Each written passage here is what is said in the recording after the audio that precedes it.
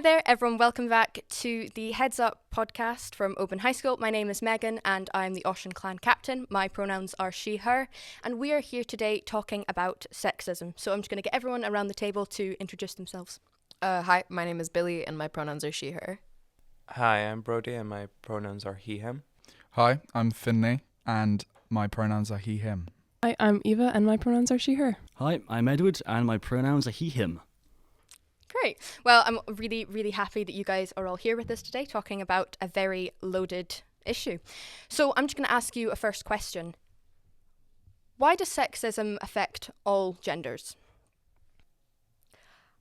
Which, you were right, it is a very loaded question. I think that if you want to talk about why sexism affects all genders, you have to talk about sort of like, there are a lot of things underneath the umbrella of gender, right? So you have, male and female, obviously. I guess we're sort of excluding other non-binary identities just to make this a little bit simpler.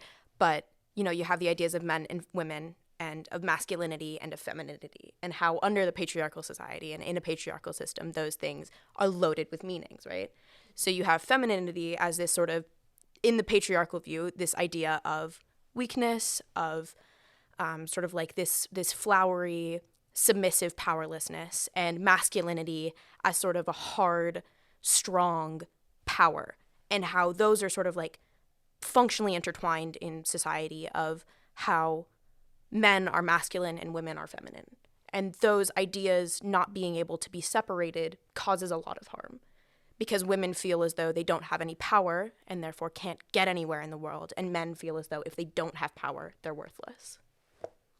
So essentially back in like the 40s, the common, conception was that, women, they're supposed to be, in the house cooking and all that.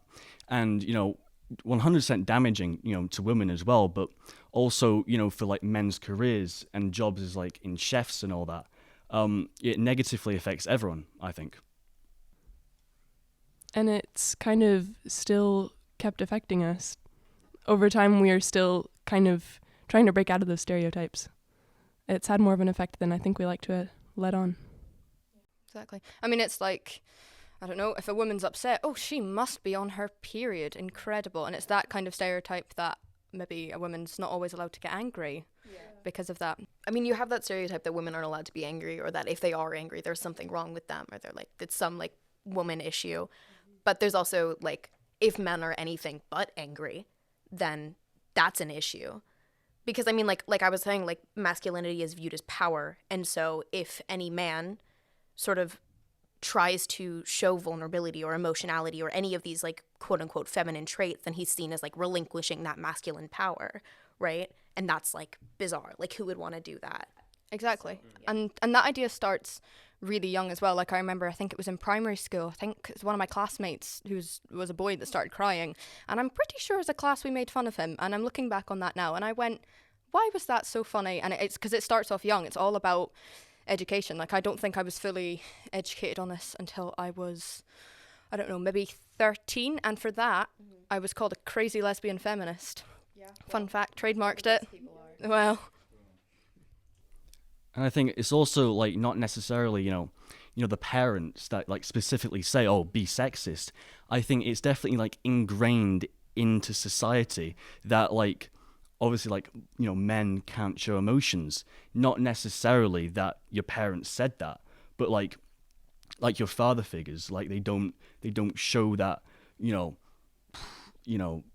like almost like crying, weak emotions, if you will. 100%. Yeah, vulnerable emotions, yeah. It's just kind of inherent that you see this through children because you're brought up with like the two concepts of masculine and feminine. That is it. You're not told there's like you can mix them. You've kind of given these two ideas and it's kind of like you're strictly locked to one or the other. Mm-hmm.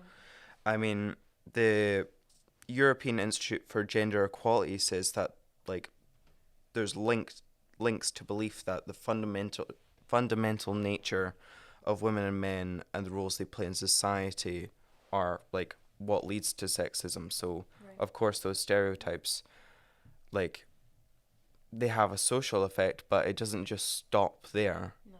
Like, there's a lot of discrimination in social aspects, such as we could look at other countries right now, like the US, and we could see the overturning of laws like Roe v. Wade, or we could just look right here in Scotland at the economic state of like our country and look at the gender pay gap.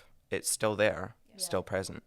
And I mean, like, if you look worldwide as well, like, only if out of all 195 countries, 27 are led by women. And out of all worldwide corporations, only 4.6% are led by women. So, it is this idea of women can't be powerful or women shouldn't be powerful, which is really really harmful to a lot of women. And you mentioned the construct of like feminine versus masculine and how you have to have that balance in a relationship. And I think that's really harmful in this current day where we're kind of trying to break out of that. And we have men marrying men and women marrying women and non-binary people marrying whoever they want, I guess. But that construct of needing to have a masculine person and a feminine person, that really messes up with your ability to love each other properly or even be parents if you want that to be the case. Exactly. And it still starts as children, like boys like blue, girls like pink. You know, girls get the dolls and, you know, boys get, you know, Lego. I don't know. Like, I mean, one Christmas I got given an electric chainsaw, not like a real chainsaw, like a toy chainsaw. Most fun I've ever had with anything. Yeah. And one of my favorite things about that sort of thing is how pink used to be a masculine color, right? Which is makes it very evident that these constructs of femininity and masculinity fluctuate and change and like sort of diversify throughout history, throughout culture. Like in our current day, our ideas of masculine are probably very different to the ideas of masculinity in some other country. Everything changes. Everything is subjective and totally, you know, fluid. So I mean, going on that idea, like, if we look back a couple 100 years, we can see that men wore, like, makeup, high heels, and that was seen as really, wigs. It was seen as very masculine. Mm-hmm. But nowadays, if someone showed up with heels, makeup, it would be like, that isn't, like, a masculine presenting person. Like, there's femininity mixed in that, and based on, like, you know, societal expectations we have in this country and others, you may receive like backlash and discrimination for that. Oh yeah, exactly. Like you were saying, high heels were invented for men. It was like a little thing they put inside their shoes to make them seem taller, and now it's something that's, you know, turned into something that if a man came up wearing that, and would put all these prejudiced accusations against them, which is totally untrue in today's society. Yeah. It's really interesting to see how things change over time. There are like specific things in society, like different ideas and concepts that are tied with, you know, femininity, including and masculinity, including clothing. You know, like, you know, women. It's much more prevalent today, obviously, than 100 years ago. But women wearing suits, like the idea that a woman, just because they wear a suit, that means that they're masculine, or like, you know, some people like going as far as just to say, oh, they're a lesbian then. They wear a suit and they're masculine. That must mean that they're a lesbian. Like, and I mean, like, it's not even hundreds of years ago. In the 60s, right? You know, like, women legally had to wear, what was it, like 3 to 5 items of quote unquote feminine clothing. Otherwise, they could be searched and arrested because, I mean, like, queerness and presenting outside of the sort of like gender constructs at the time was illegal, pretty much. I mean, like, that was, you know, a lot of the reason for sort of like the queer uprisings in the 60s and 70s. But I mean, like, it's not a notion that's from ancient times. It's not from long ago, this like idea that women must be feminine and men must be masculine. Like, it's now. Yeah, there are countries today which still have those same laws that aren't as like we're luckily in Western countries we're much more progressive, which is scary to think about considering the stuff that still goes on in these countries, because they're like, you know, although we are some of the most progressive, and yet, you know, there's the horrific, like earlier Roe versus Wade, horrific, but like all you have to do is look a little bit down on a map and there's like countries where laws for different, you know, like sexualities are horrific, like they're terrifying, yeah. Which is more countries than where women are It's kind of ironic that we look at the West in such a progressive light, seeing as a lot of these laws that are still in place in these countries are as a result of colonialism. And we see with many cultures that have been erased that there wasn't such like confines on these new concepts of male and female. Exactly. I mean, if you look at certain cultures in, say, like countries in Africa, I've forgotten what the name of the tribe was, but there's a lot more like diversity in how they treat gender. It's not really a like static thing. No, it's not. It's kind of the same case in many Native American tribes. They didn't have a specific gender construct, and I can't remember the word, but they had a word for people who... Yeah. I think it's also interesting to sort of think about, like, the pinnacles of masculinity and femininity, and sort of, like, those ideas surrounding that. And I think that sort of one of the things that I don't know if we as white people notice very often, but that Black masculinity is viewed very often as, like, the highest form, the most like powerful, dangerous, violent form of masculinity. And if you look at the most oppressed people in the world, the most frequently, discriminated against and like murdered is Black trans women, because you see this pinnacle of masculinity, the Black man, like doing something that's viewed as relinquishing again that power of masculinity, of taking on something that seems bizarre, like realizing themselves and presenting themselves as women because that's what they are. And I mean, I think it's just in America, but the average life expectancy for Black trans women is 35 years, because it's so frequent that they are killed, are lynched, are murdered, and it's very frequent that they recognize that oppression and do it to themselves because they can't see any other way. And that's because, I mean, it's racism as well, but it's because masculinity is seen as such a powerful force that relinquishing it is so confounding to people that they respond to it with violence. Well, that was a really, really interesting discussion, one that has so much within it. So the next question I have for you is, why is it important to talk about sexism and be educated about it? Well, I think, we live in a world now, there's over 8 billion people in it. And I think, it's such a, prevalent issue that we as people almost, have to, be educated on these sort of issues, to become, more conscious of social issues and to become better global citizens. So 100%, it's very important to be educated on it. Yeah, and I think it's also important to take away the stigma from talking about sexism and the issues that we have in the world. If you take something for the example like Andrew Tate, who obviously said some very controversial things, but many people still looked up to him. And there was examples of people that just, they weren't educated about, sexism and stuff, that basically whatever Andrew Tate would say, they would take that on and believe that everything was saying was true about women, which I think, again, created quite a harmful picture of women. And yeah, I think it definitely, that interlinks into the dangers of social media. And I think, these issues like sexism and racism are like almost like so much worse on social media that it definitely happens. Like all this stuff happens in real life. But I think, you go on TikTok and the amount of stuff you see on there, it's awful. It is, yeah.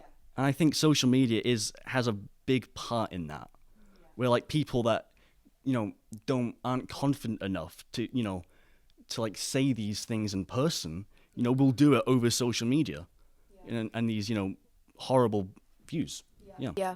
I think it's important also to recognize that algorithms create echo chambers. And so it's like if like, let's say like a young man, like a 12-year-old boy is scrolling on social media, finds an Andrew Tate video and sort of falls into that echo chamber of misogyny, of like women are submissive and men are dominant, and like this is how society must be and this is how it must carry on. Like it creates an echo chamber, which is so dangerous because cis manhood allows men the luxury of not having to think about misogyny or not having to think about the effects that it could have on women. And so, when you take all this media from men's perspective about, femininity and about how women should work and about how women do work, there's a lot of generalizing, it's a lot of stereotyping, it's a lot of misinformation. And because cis men don't have that experience of being a woman, then, you have to actively think about it to change yourself if you want to. You see, like, a lot of a concentration of, like, these things on TikTok. If you take the action of liking a video or viewing it more than once, your page will be filled with these videos. So that is quite a frightening thought, to think that so many young, impressionable people get, like, targeted these videos, and it just continues these harmful stigmas. I mean, I had a few notes here about that exact same thing related to a further on question, but if I was just to read it now, there are a lot of online influencers, namely Andrew Tate, which project this narrative of toxic masculinity. The idea that, of the stereotypes earlier, men should not feel emotion, men should be dominant in society. And if you're not seeing the, like, argument from, like, the other sides on explaining why that is just such a wrong narrative, you're going to pitfall into this, and you're not going to be able to get your mind out of that narrative. Exactly.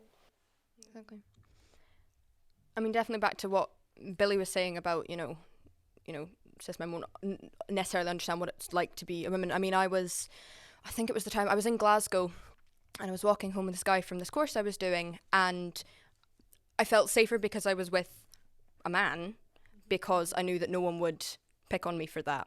Because I think we were walking home, I think it was like 8:30 at night. It was in the summer, so it was still quite light, but you obviously started having some of these drunk men on the streets, which is always quite a high target point, and I felt I was pretty on edge, and he was like, what are you worried about? There's literally nothing to worry about. And I'm like, it's interesting. It's interesting that you've never had to really think about that before. And it was something that affected me. And it's obviously happened several times. You walk past some guys, they'll go, oh, and you go, okay, that's fine. But the only reason that I felt safe is because I was with other people. Because otherwise I would be really scared about what was going to happen. I mean, sort of like in the same vein, I had a friend who was a guy, and when Roe v. Wade was overturned, we were having a conversation about it, and he was talking about this video that he watched where 3 men were sort of discussing Roe v. Wade, and they were debating with this one man who believed that it was the correct thing to do. And he said, I think it's funny because the guy who's talking about how Roe v. Wade should have been overturned and that it was the right decision sounds so ridiculous, and that's funny. But it's not funny because he's the man in power, pretty much. Like he is the idea. He's the sort of, like, I guess it's those type of men who are in power. It's, the ones who do believe that women don't have that power. And it's not funny because it's reality. And he was just able to look at it from the perspective of, this guy is ridiculous. But if you're a woman, you're looking at it from the perspective of, this guy has power over me. Yeah. And combining those two, like, if you're a woman alone in a city, and so the worst case scenario happens, and you live in the stinking US where Roe v. Wade has just been overturned, you don't have power over that. And it's like the fundamental things that you can trust in when you're walking at night. Like, okay, if the worst thing happens, I know that I'll be okay because I have options. But if that's been removed, then you are out of power, and it's horrifying. Exactly. I mean, especially, leading on from that, like, growing up as, like, a female teenager, like, that things might only just get worse for you until you're in your 40s. Like, you might have to experience that. I mean, I think it was a couple of months ago I realised that, and I'm like, I'm going to have to feel like this for quite a while until I've got to the certain point. I don't know what the certain point is. I don't know if it's after, your 40s or your 50s. What is the kind of the point that you stop worrying about it? Do you feel like you finally have enough power to defend yourself should need be, or do you just get to a certain age where you go, you know what, no one's gonna want to catcall me or anything like that? Like, there is no definitive, I think, unless you're just scared your whole life, which seems like a much worse concept. Those, like, ideas of it just ending at a certain time, it's not really that it ends, it'll just be replaced with some other form of sexism. So it'll change from catcalling to just general slurs being thrown at you. Yeah, I can't remember if it's a current statistic or if it's like specific to a certain place, but last I checked, 1 in 3 women have been sexually harassed or assaulted in their life, and 1 in 5 women have been raped. And it's a staggering statistic. It's shocking. And I mean, like, I think it's also important to recognize that it is not necessarily, it is the fault of the individual men, but it is also the fault of the societies and the ideas that create the notion that men must be powerful. And there is no questioning it, right? Because men think that they have this power. I mean, like, prejudice is one thing, but the ability to carry out that prejudice is a whole other thing. If a man wants to rape somebody, that's their problem. If a man has the power to rape somebody and get away with it, that's everyone's problem. Like, I mean, they say that, oh, if a woman was dressed provocatively, she deserved it, right? Yeah, she was asking for it 100%. And it's like, no. And people say, like, if I think I heard one thing that if a sexual assault event happened, they would say, right, in the future, just, you know, don't wear that, just, you know, put a coat on. And in actual fact, you need to teach people not to rape people. Actually, I think that's the bigger issue that I think people. Yeah, 100%. It's almost I think it's with everything. Society shifts the blame. You know, we shift the blame onto the victim, onto someone that's, you know, wrong place, wrong time. You know, it's very unfortunate. Yeah. I mean, people always want to shift blame onto the victim, because, you know, it's about, I mean, power is about maintaining power. If men are the ones in power, what they want, or I mean, like, obviously probably not individual men, but like what manhood or patriarchy as an idea wants is to maintain that power, to stay powerful. And in order to do that, it has to show that they're not evil, they're not bad, they're just powerful. And so, you know, that means that, yeah, the victim is the one who's blamed for whatever happened to them. Exactly. I mean, I also think the education needs to start young. I mean, I remember in my childhood, I think one of my friends, had her hair pulled, or she was pushed over by a boy, and one of our teachers said, "Oh, that must mean he has a crush on you." And I was like, what? And I only realised this 10 years later. It was actually writing my English essay, because I wrote my National 5 essay about my journey with feminism. And then I realised that was just the start of excuses that would be made. And it was like, okay, that he has a crush on you, and that totally means that because he's not harming you, getting your attention. And it's just worrying that from, you know, small boys or other people, and then it just kind of goes up, so it gets worse and worse. Like, someone that was pulling someone's hair is now catcalling women in the street. Like, there's a huge level that can be going up from that. It's even like encouraged and like thought to be okay, like within adults, because like adults look at toddlers and it's like, oh, he's gonna be a heartbreaker. Like, what? That phrase, he's such a ladies' man. That phrases like that, it's just so like. I mean, you've also got the example of someone like Taylor Swift, who, you know, was, you know, called like horrible things because she dated some men, basically. But then you have someone like, I don't know, Leonardo DiCaprio, who hasn't dated anyone over 25, which is, he's now in his 40s, right? So, and he's dated a lot of women. He's dated a lot as well. But then he's, you know, an alpha. He is, you know, respected. And then someone like Taylor Swift is called, oh, well, you're taking advantage, you write these songs about it, like, what are you doing? And it's not comparable. No. Right. We have one final question for you, and that is sexism decreasing in today's society? No, it is not. I think that, I was saying earlier to Edward, that spoken sexism in public places, I think has decreased. And that's purely because of legal changes, I think, because now men are realizing, we can actually get jail time for sexually harassing women. So they're just deciding, they're just like, but the thoughts are still there. Like these people that are sexist, these thoughts are still in their head. They're just afraid, which they should be, to say these things out loud. I mean, it depends on if you get a good judge and jury, so. In the like social aspect of it all, you can see a kind of back and forth where you can see it with like in our own societies, we can see that it's not okay, but it does not stop people from doing it. Yeah. Whereas economically, you could say, yes, it's getting slightly better. I mean, I did a little bit of research using closethegap.org.uk, where it says currently, as of like 2020 into 2021, the gender pay gap overall has gone down from 10.4 to 10.1. Yes, it's going down, but it's still there. That's the issue we have. 0.3%. That's quite small. Very small. Women in full-time work earn 6.6% less than their male counterparts, and women who work part-time earn on average 26.9% less than full-time men, which is an incredibly large number.